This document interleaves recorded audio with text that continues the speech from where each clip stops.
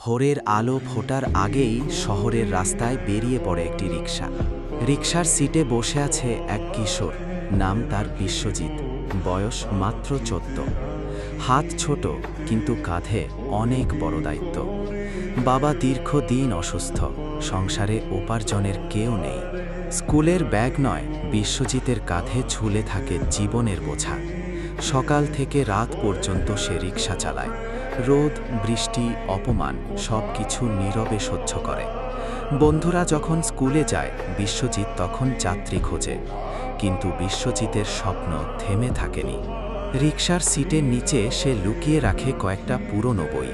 যাত্রী নামিয়ে একটু সময় পেলেই সে পড়ে।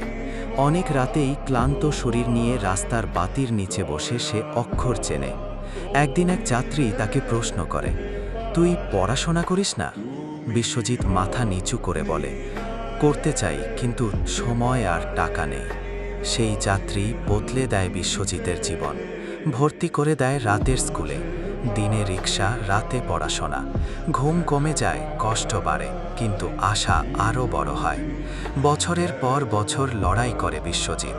কখনো ফেল, কখনো না খেয়ে পড়া, কিন্তু সে হার মানেনি। আজ সেই রিকশাওয়ালা ছেলে আর রিকশা চালায় না।